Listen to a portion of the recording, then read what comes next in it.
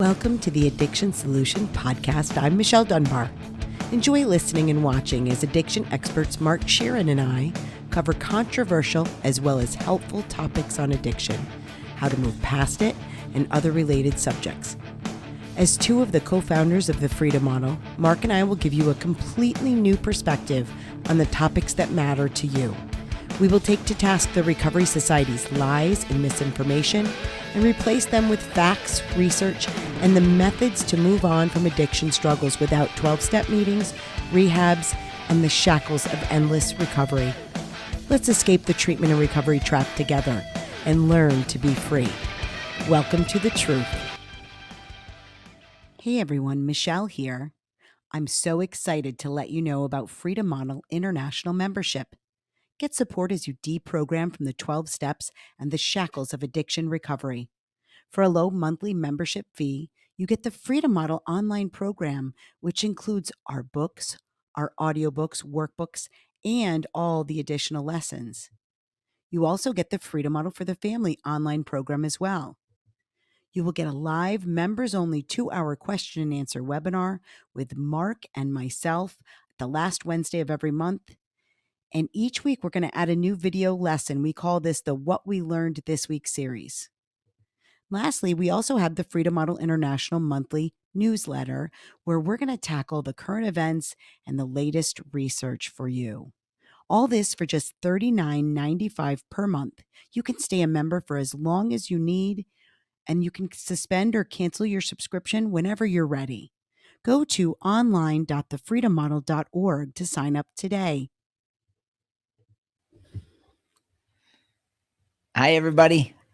Hi, this is the Addiction Solution Podcast. I'm Michelle Dunbar.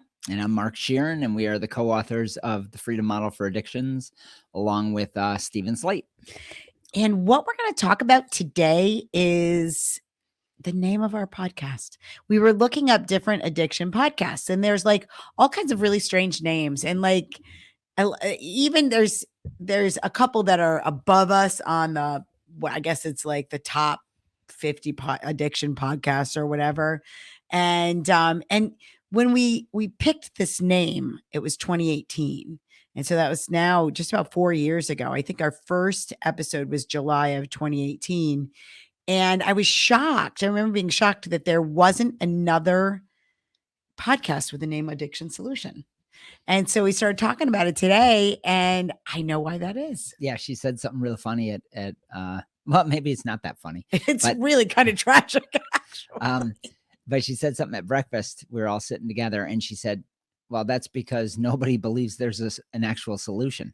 Yeah. You know? Yeah, it's like the whole prevailing thought around addiction is that there's not a solution. There's no cure. There's only recovery. Yeah, and you'll Remission. Always be struggling. That is what all these. So what the heck do all these other addiction podcasts talk about?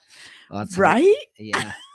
Well, I've listened to a couple, and just to see initially, I haven't done it in a while. Initially, to see how it works. You know, when we're coming up with the idea of a podcast. And I couldn't believe it. It was like, you know how there's a trend in books with memoirs? Yes. Everybody wants to talk about their memoir and yes. their drug-taking memoir and recovery memoir. Obviously, I'm making fun of that. So it's a lot. The podcasts, I realized, were a lot like that, where they just simply talked about drinking, drugging, the horrors of it. And then it's just an emotional plea, you know? It's a meeting. It's basically Oh, that's perfect. Yeah, it's basically an AA or an NA meeting, but in a podcast form, and you know, where you're just listening to other people's war stories, right? I mean, that's what it seems like most of these addiction podcasts are all about, is about I'm going to share my experience, strength, and hope with you. Yeah, so but there's a lot less of strength and hope, and a lot of experience, right? Well, here's why. So they frame the entire experience as the battle. Yeah. And here's what's really interesting about the battle with addiction, which is from our perspective, is only created it's basically created out of thin air. It's a way of framing things that's not correct, but it's a virtuous battle. Yes. You're doing something Yes. that is very people see it as amazing, as It's tough. amazing. You're so courageous. Yeah. You're courageous. courageous. like I look at somebody that's battling cancer, and I do view that as incredibly courageous and virtuous to a certain extent, because that's that you're battling something that isn't not under your control. Well, that's where a battle is, right? Yeah. There is no battle with something you can control because you control it. Right. And so the loss of control frames out this whole idea that, there's a battle to be had. There's an entity that you have to battle with, or you have to battle yourself. Like there's a dual mind within you. And that's just not reality. So yeah, I don't think they see a solution as something that is finite and that you can move on. It's funny because we'll be talking to people will call us and want to come to the retreat or do private instruction or whatever. And they'll say, I forgot my train of thought. I hate that. I hate when that drug use from a long time ago. Age. It's probably more age. Oh, that's so annoying. Well, I was thinking when he was talking though about, this idea that it's almost like they don't want a solution. It's like, because there's a certain amount of pride in the courageous battle with addiction, so that if the problem is solved, if the problem can be solved within your own mind, which is exactly where it can be solved, which is what we talk about all the time, is how you do that, how you take something that you really love to do, but that isn't doing the things for you that you thought it was doing, that is the costs have become very, very high for this activity that you really loved to do. I mean, we talk about this, it's a change of mind. That's the solution. And if it's that relatively easy, and I don't say easy because it's easy, like leaving a marriage is easy. Okay. That's where I go. That's the good comparison is, but compared to the battle with addiction, which is you think you're battling this amorphous boogeyman that is hell bent on your destruction. That there's something about there's an allure there that people kind of like. So all these people that are doing these podcasts, and what I think is sad about it's sad on a couple levels. The people that are doing these podcasts are talking about their battles, and getting a certain amount of, I don't know what the word is I'm looking for, reverence, notoriety, because and they're talking about how tough it is. So one of two things are happening here. Either it is really, really tough for them when they're at home and they're, battling themselves, which I think is incredibly sad that they're struggling that hard, or it's not tough and they're lying. And they're doing people a grave disservice by saying this is a tough battle for me when they go home and everything is hunky dory. Do you see what I'm saying? I do. I'm thinking about something else here. I was just writing some notes down so I don't forget. How is it that we get caught up in this whole battle thing? Why is that so attractive? Why is it so attractive that somebody would focus maybe 2 to 3 hours a day going to meetings, making coffee at AA meetings, helping their sponsees, listening to addiction podcasts, right? All this stuff. And how is it that really smart people, me and Michelle, are not dummies, and we got caught in the cult of Alcoholics Anonymous for over a decade? How is it that people do that, and why do they invite that into their life? So a cult can't exist without people wanting one, and they may not realize it, but they want something. So what is it that they get out of these cults like Alcoholics Anonymous? And what it is human beings will do just about anything to have a battle, to distract themselves from being sometimes more successful with their life, or distract themselves from the negatives in their life, or distract themselves from the mundaneness of life. And so they'll go and they'll just immerse themselves in talking about problems. And that can be really attractive. Oh, for sure. To people. People pay therapists, thousands of dollars to sit and talk about their problems. So in the absence of problems, what do you have? You have space in your life. And then all of a sudden, the reality that you have free will becomes very in focus, because when you get rid of distractions, all of a sudden your mind is clear and there's only forward and backward. Am I going to think about my past? Am I going to dwell on my past? Am I going to lead my life by ideas of the past? Or am I going to build and move on? And so that's what I was going to say earlier. I knew it'd come full circle. When we talk about moving on, when we talk to somebody that wants to come to the retreat or whatever service, and we use the word move on, I discovered this by accident years ago, decades ago. I'd say, yeah, you can move on from drug addiction. And they'd say, really? Did you just say move on? Right? And I'd say, yeah, you can move on from that. But if you have a battle, you can't move on. Do you understand? It keeps you entrenched in this talking, this thing. Yeah. And so it's moving on is so important. If you can keep that as the focus of what you're trying to do, suddenly you'll realize I have to jettison, I have to let go of my past. I have to let go of ideas that have kept me trapped. I can't move on. Move on means you're letting go of something and you're moving on to something new. And that's a powerful idea, So now, if you're battling something, you're keeping it alive. Right? Yeah, absolutely. I mean, you have to have an enemy. And so you create them in your mind. We've created an entire industry of enemies. And that is the battle with addiction, the battle with depression. I battle with things that are happening to me constantly. And it creates this victimhood. And then you become really, really sort of subservient to cults. You can easily get entrenched in them, because then you can get caught up in this whole idea of battling and a place to go where everybody understands you, and you get into the subculture. This whole thing develops in your life that's really unhealthy. And I've done that. I spent years. And then finally I said, Jesus, I just want to move on. Yeah.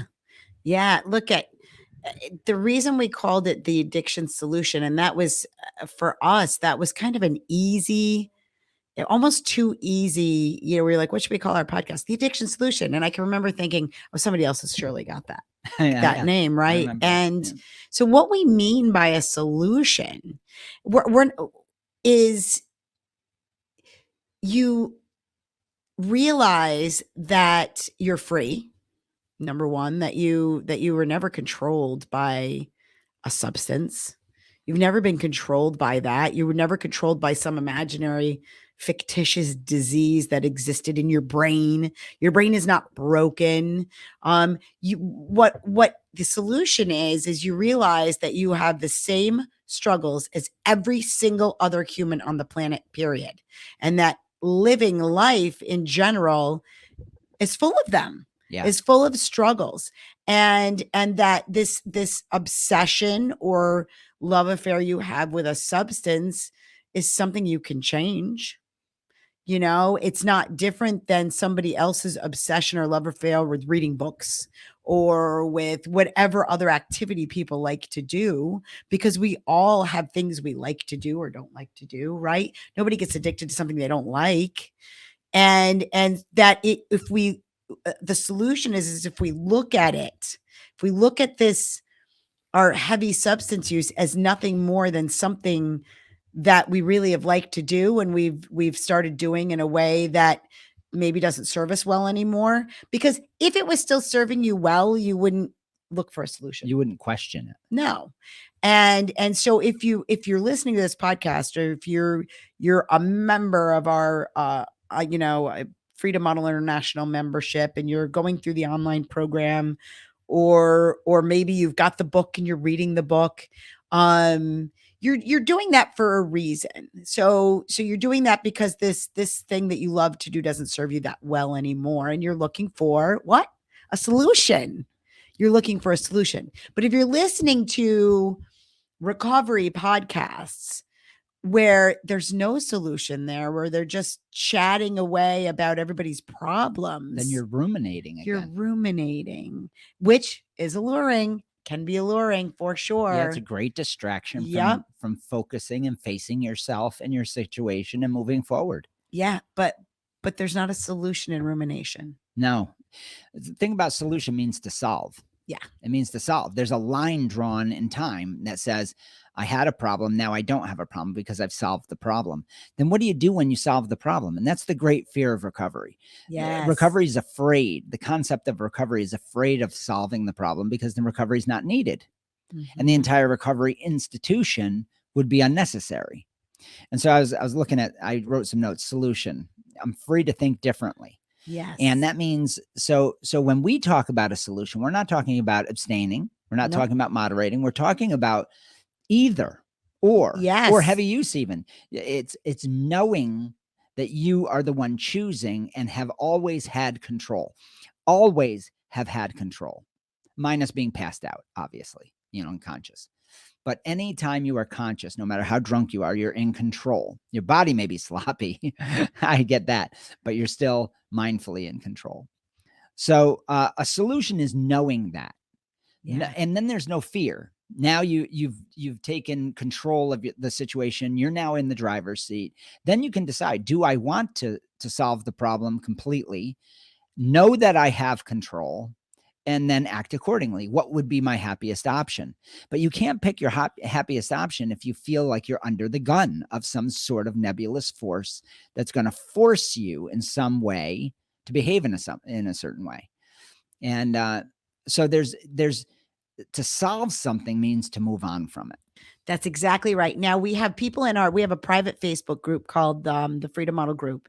And there's some wonderful posts in there recently about people who are learning. They're in the process of learning what they prefer, because that's really the process of deliberation is about figuring out how you can be happier, right? So we have people that are like, thank God for the Freedom Model, because I can go out and I'll have a couple drinks, and they recognize it. They become mindful. I can go out and have a couple drinks with friends, and that's it. And I'm happy. Well, the other night though, I went out and I drank a little more than I wanted, and I'm just going to try and figure that out. We see that which all the time. I think is amazing, because they're not there. Because when you're in recovery, if you go out and you drink a little more than you want, then that's evidence of your disease. That's evidence that somehow you were out of control. No, you weren't out of control. The solution is knowing, you know what? I changed my mind and I decided I wanted 4 more drinks after I had the first 3. It's like each drink I chose. And so, yeah. So in recognize that, you realize you're in control the entire time. So we take it out of the realm of this out of control idea and failure idea. And instead you say, okay, I chose that. Was it my happiest option at that moment? Yeah. But now I'm seeing that I could probably be happier doing something different. And that's why I wrote, I'm free to think differently. Yes. That's freedom.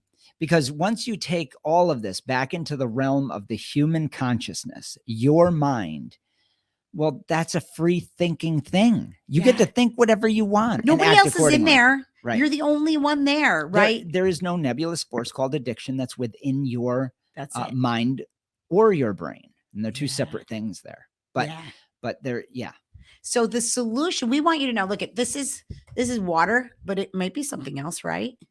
And I don't want people to be scared to walk by a liquor store. Right. I don't want somebody to look at that and go, I used to put vodka in that. And even the bottle of water is a trigger. It scares me. I right? hate the trigger.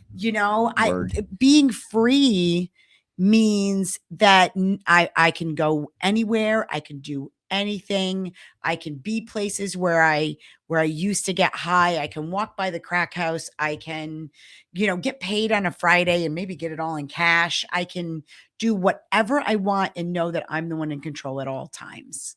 Yeah. That's it. That I'm not going to be triggered into use because my boyfriend breaks up with me, because something tragic happens in my life, because tragedies happen all the time.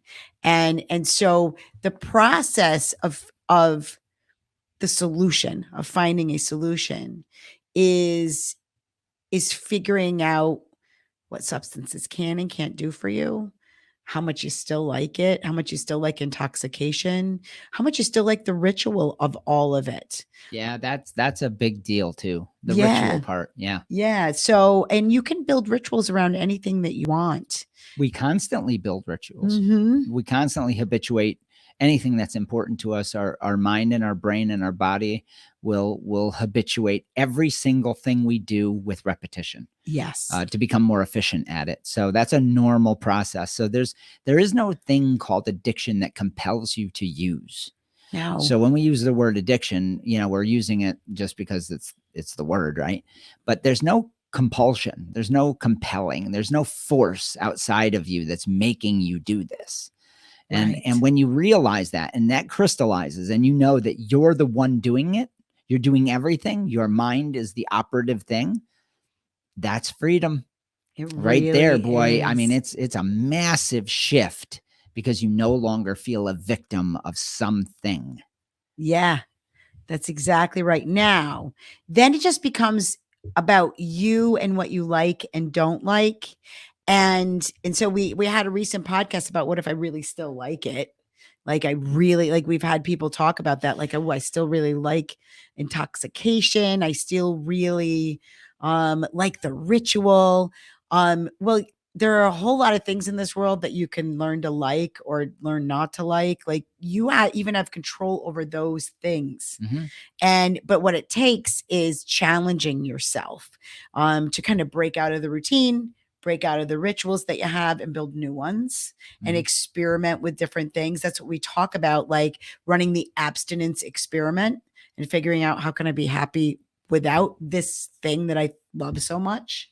And so that's, and if you look at your life, you've done that with all kinds of things in your life. If you look at substances no differently than you look at a relationship, then you look, I mean, there are people who once thought they couldn't live without someone who are now living without that person. Yeah, 50% of the population is divorced in America. Exactly. Yeah. So, and maybe decided that they're happier for it. That happens all the time with substances. Yeah. All the time. Yeah. 9 out of 10 people, if given enough time, figure it out. They Yeah. know that they're done. They want to move on.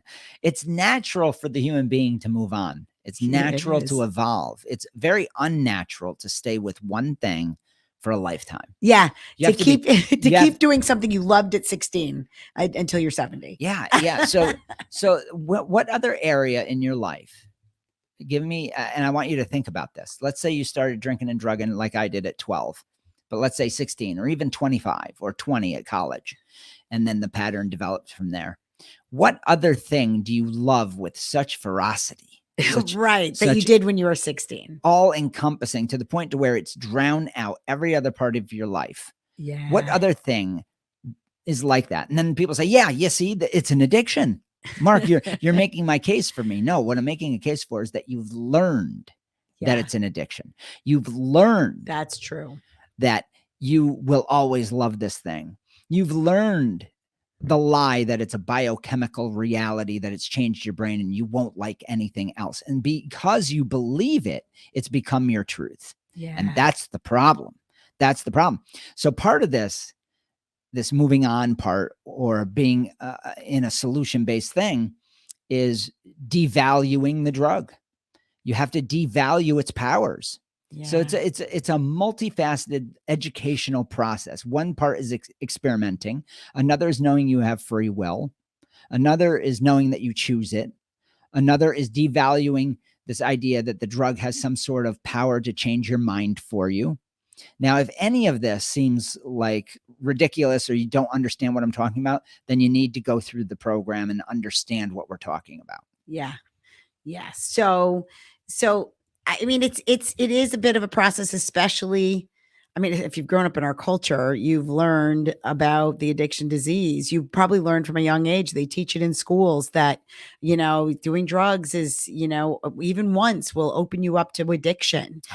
Yeah, susceptibility. Yeah. That is such a lie. Yep. If you have a parent that is in recovery, or you have a parent that's a heavy substance user, then you're at risk. You're at risk. You're going to be addicted. It's in your genetics. Look, they've been looking for a genetic link for addiction for the better part of 100 years. It's not been found, and it's not for lack of funding. It's not for lack of research. That's because addiction isn't a physical thing. It's a behavior. It's not a biochemical brain disease thing. It's a way of thinking. It's desire. It's a preference for heavy intoxication based on things we've learned and been taught our whole lives. Yep. That's all it is. Now, that's powerful because your mind is the thing that runs your life. So if you've been taught this stuff and you believe it, my God, it becomes your truth. And I say that in every podcast. So what you believe is what you are. Yeah. Not figuratively, literally. Whatever you think is who you are. That's who you are.